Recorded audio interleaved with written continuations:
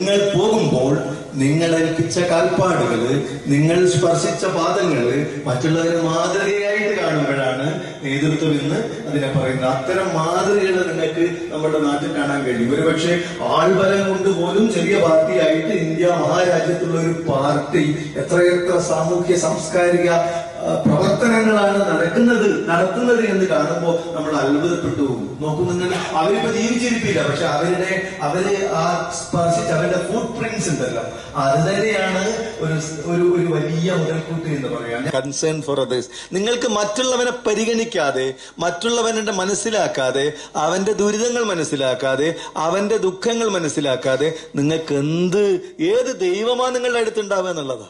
അടുത്തു നിൽപ്പോരനുജന നോക്കാൻ അക്ഷികളില്ലാത്തോർ, അരൂപനീശ്വരൻ അദൃശ്യനായാൽ അതിലെന്താശ്ചര്യം.